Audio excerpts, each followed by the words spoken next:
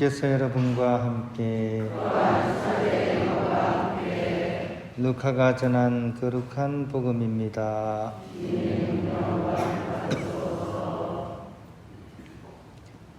그때 예수님께서 모든 사람에게 말씀하셨다. 누구든지 내 뒤를 따라오려면 자신을 버리고 날마다 제 십자가를 지고 나를 따라야 한다. 정녕 자기 목숨을 구하려는 사람은 목숨을 잃을 것이고 나 때문에 자기 목숨을 잃는 그 사람은 목숨을 구할 것이다. 사람이 온 세상을 얻고도 자기 자신을 잃거나 해치게 되면 무슨 소용이 있느냐? 누구든지 나와 내 말을 부끄럽게 여기면 사람의 아들도 자기의 영광과 아버지와 거룩한 천사들의 영광에 쌓여 올 때 그를 부끄럽게 여길 것이다. 주님의 말씀입니다. 환을 빕니다. 우리 11시 미사에 오랜만에 아기가 와가지고 왔다 갔다 한다고 이제 엄마도 막 이렇게 신경이 쓰고 아빠도 왔다 갔다 하시는데 휴대폰 소리보다 저는 1000배는 나은 것 같아요. 그죠? 우리 아이들이 막 성당에 와서 이렇게 생기를 주는 것 같습니다. 잘 오셨고, 아이 소리 좀 들리더라도, 이게 휴대폰 소리보다는 몇 배는 낫다? 1000배는 낫다고 생각하시고, 이렇게 함께 이렇게 미사 봉헌하면 좋겠습니다. 이 서울 광화문에 가면 교보문고가 있는데요. 책을 파는 그런 아주 회사인데, 그게 한때 이런 그 플랜카드가 오랫동안 붙어 있었습니다. 사람이 책을 만들지만 책이 사람을 만든다. 이런 게 붙어 있었습니다. 맞는 말이죠, 그죠? 사람이 책을 만들지만 또 그 책을 통해서 사람이 사람다워지니까 책이 사람을 만드는 게 맞죠. 한국 교회사를 보면 바로 그런 의미에서 책이 이 신앙을 전해줬다는 데 있어서 굉장히 큰 역할을 했습니다. 다른 나라와는 다르게 한국은 유독 책에 의해서 도움을 많이 받았습니다. 즉 일반적으로는 선교사들이 가서 선교를 통해서 이 종교가 전해지는데 저희들은 오히려 책을 통해서 그게 온 거죠. 그러니까 자발적으로 이 신앙을 우리가 받아들였다 하는 그런 내용입니다. 1700년대에 중국을 왕래하던 그런 사람들이 여러 가지 새로운 문물을 가지고 이렇게 왔었거든요. 그 당시 이제 중국이 세계 관문이었죠. 조선의 입장에서는. 그때 이제 예수의 소속 마테오 리치 신부님이 쓴 예비 신자 교리서인 천주실의가 이 문물 가운데에서 끼어서 들어왔던 겁니다. 그 당시에 우리나라에 끼어있던 학자들은 이 특정 계급의 그런 독단과 전횡과 그리고 공리공론만 일삼는 그런 사회 분위기에 굉장히 크게 실망을 했고 뭔가 새로운 바람을 일으킬 새로운 사상, 새로운 학문을 이렇게 찾고 있었습니다. 그런 갈증이 심했습니다. 그때 전해져 온 천주실이라는 책은 전혀 새로운 가르침과 또 세계관, 우주관을 담고 있었고 또 인생관마저도 담겨져 있어서 깨어있던 지식인들에게는 굉장히 큰 충격을 주었습니다. 그래서 이거를 한번 읽고 그냥 끝나는 게 아니라 제대로 한번 읽어보자. 이래가지고 천지남 주우사에 모여서 이것을 함께 공부하는 강학회까지 펼치게 됩니다. 하지만 이 책 한 권을 통해서 그 모든 갈증을 채우기에는 역부족이었고 그래서 이성훈이라는 분을 따로 이렇게 통해서 직접 중국 사절단인 동지사의 그런 일원이 되어가지고, 그러니까 오늘 우리 노래 불렀죠. 2절에 그죠. 동지사오가든, 그러니까 중국에 이제 인사를 가는 사신들입니다.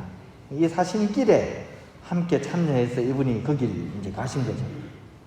그래서 북경을 방문하셔가지고 예수의 소속인 그라몽 신부님에게 천주교 지식을 거의 5개월간 이렇게 집중적으로 이제 배우게 됩니다. 그러고 나서 베드로라는 그런 이름으로 세례를 받으셨는데 이분이 바로 한국인 최초의 천주교 신자인 이성훈 베드로입니다. 이후에 이분이 이제 돌아와서 지금의 명동성당 자리인 김범우 이렇게 라는 그 분의 집에서 명례방이라는 이름의 모임으로 이제 그 천주교를 이렇게 배우는 그런 곳으로서 이제 사용을 하게 됩니다. 이때 이제 당대 유명 학자들인 이벽, 권일신, 정약전 형제까지 가세해서 이제 열심히 공부했고, 처음에는 공부로 시작했지만 나중에는 이제 서서히 신앙의 차원으로서 이제 발전되게 됩니다. 단순히 그냥 배움의 차원이 아니라 이런 삶의 실천을 이렇게 해야 된다는 차원으로 이제 전개가 됐고, 일명 가성직 제도, 그러니까 세계 또 유일한 사건이에요. 그러니까 거기 모인 분들이 서로 이제 그 당신이 신부님 하시고, 그 다음에 고해성사도 하고 주일도 지키고, 그러니까 자발적으로 그런 미사도 거행하는 가성직 제도를 이제 시행을 하는 거죠. 고해성사도 이렇게 했었습니다. 열심은 했었지만 그래도 뭔가 좀 찜찜했죠. 이게 맞는가 싶어가지고. 그래서 특히 성사나 이런 것들을 우리가 이렇게 거행을 해도 되는지. 또 하나의 중요한 문제는 책을 읽어보니까 이게 제사와 관련된 문제인데, 이거는 왠지 이렇게 하면 안 될 것 같은, 근데 조선 사회는 조상에게 제사 지는 것이 어떻게 보면 사회의 근본이었죠. 그죠? 그러니까 이게 굉장히 큰 문제였어요. 그래서 이것에 대한 질문을 이제 북경의 주교님에게 문의를 하게 됩니다. 우리가 지금 이렇게 하고 있는데 이게 이래도 되는지. 근데 이제 답변이 왔는데, 절대로 그렇게 해서는 안 됩니다 라는 답변이 온 거죠. 그러니까 사람들이 임의로 이렇게 조직해서 하는 것이 아니라 이렇게 서품을 받은 사제가 미사를 거행을 해야 되고, 또 이렇게 뭐 성사도 마찬가지고, 그래서 이제 분위기가 좀 바뀐 거죠. 그래서 이렇게 공부하는 그런 모임이 아니라 이제는 성직자를 우리 조선에 파견해 달라는 그런 분위기로 이제 바뀌게 되었고, 이때부터 성직자 파견 노력을 이제 기울이게 됩니다. 그와 동시에 제사에 대한 문제가 굉장히 파문을 일으킵니다. 일단 이 조선이라는 사회에서 제사를 지내지 말라는 얘기는 엄청나게 큰 일이었기 때문에 많은 분들이 이 상황에서 이제 떨어져 나가게 되고요. 이 와중에 또 이런 이 제사와 관련된 큰 사건이 발생을 하게 됩니다. 전라도 진산 지방에 사시던 윤지충이라는 분과 권상인 형제가 이렇게 제사 지내는 문제에 관해서 이렇게 결론을 내렸죠. 하느님의 뜻에 어긋나는 것이기 때문에 우리가 제사를 지내서는 안 된다, 이렇게 결단을 내리고 신주를 불태우는 일이 발생했습니다. 그러니까 이 사실이 이제 사람들에게 알려지게 되고, 그래서 이제 엄청난 일이 이제 몰아치게 되죠. 이렇게 처형을 당하시기도 하고 귀양을 가시게 될 때는 그런 것으로서 이제 결론이 났고, 결국 이때부터 천주교를 사교로서 지정을 하고 대대적인 박해가 이어지는 그런 시작이 되었던 것입니다. 그리고 이 박해는 뭐 한 번 하고 끝난 것이 아니라 거의 100년 가까이 계속 이 천주교 박해가 이어지게 됩니다. 그 가운데서 만여 명이 넘는 이 신자분들이 순교를 하시게 되는 그런 순교의 역사가 이어지게 됩니다. 그럼에도 불구하고 박해가 심했음에도 불구하고 이 신앙의 불길은 쉽게 꺼지지 않았습니다. 극형을 당하는 그 속에서도 신앙은 계속 이어져 갔다는 거죠. 그 이유는 이 교우들이 죽어가시면서도 전혀 다른 차원의 삶의 모습을 사람들에게 보여주었기 때문입니다. 죽음 앞에서도 기쁜 모습으로, 특히 휘강이의 칼날날에서도 하느님을 찬양하며 칼날을 받아들이는 그 모습이 사람들에게 많은 놀라움과 감동을 자아내었고, 그 상황이 바로 하느님께서 그들과 함께하고 계신다는 사실을 똑똑히 보여주었기 때문입니다. 그들이 이렇게 지킨 신앙의 씨앗을 결국 그분의 후손들에게 계속 물려주었고, 그것이 이어져서 지금까지 우리에게 오고 있는 것입니다.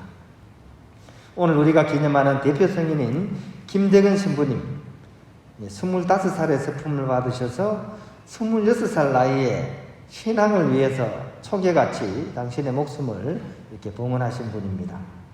또 정하상 바오로 성인은 박해시대 때 그 신부님들을 모시고 방방곡곡을 걸어 다니면서 길 안내를 하시고 복사를 쓰셨던 분입니다. 평신도로서 그렇게 봉사하시다가 45살 나이에 참수형, 즉 목이 잘리는 형벌로서 순교를 하시게 됩니다. 그 밖에 순교자들이 만여 명을 헤아리고 그 중에서도 특별히 103명의 순교 성인들이 이렇게 선발되셔서 이제 오늘 우리가 미사 중에 이렇게 제대 앞에 이런 성화를 모시고서 이 대축일을 기념하고 있는 것입니다. 이러하셨던 신앙 선조들의 그런 모범은 오늘의 우리의 신앙 생활에 대해서 참 생각할 거리를 많이 던져주는 것 같습니다. 한마디로 좀 부끄러움을 느끼게 하는 것 같습니다. 우리는 비만 세게 와도 신자 수가 뚝 떨어지고요. 날씨가 좋으면 날씨가 좋다고 다들 놀러 간다고 항상 합니다. 우리 신앙 선조들은 그 깊은 산골에 신부님이 오셔서 미사가 한 대가 이루어진다 그러면 전국 팔도 방방곡곡에서 이 미사 한번 참여하기 위해서 전국에서 몇 날 며칠을 걸어가지고 이 산골로 걸어 들어왔고 밤을 새워서 미사를 드리고 고해성사를 바치고 성체를 모신 후에는 다시 집으로 돌아가서 그 힘으로 1년이고 2년이고 버티면서 살았 그런 신앙생활을 이렇게 하셨습니다. 그에 비하면 우리의 이 신앙생활은 얼마나 가벼운지 모르겠습니다. 또 우리 각자가 가정과 교회와 직장 안에서 조금만 갈등이 생겨도 그것을 십자가로서 품으려 하기보다 오히려 상대방이 그 십자가를 져야 된다고 강요하는 그런 나약한 허수아비 같은 믿음이 어떻게 보면 우리의 믿음이라고 할 때 우리 신앙의 선조들은 자신이 아니라 이 신앙 때문에 집안이 몰락해가는 상황을 지켜봐야 됐고 심지어 자기 자식이 죽어가는 상황을 눈앞에 두고서도 꺾이지 않고 하나님을 택하는 그런 귀한 모범을 우리에게 보여주셨습니다.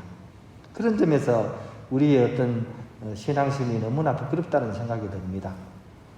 교회가 바로 이런 성지자 대축일을 지정한 것은 우리로 하여금 바로 그러한 것들을 성찰하게 하고 우리의 어떤 신앙심을 더욱더 굳건하기 위해서 이 날을 기념하는 것이라고 하겠습니다.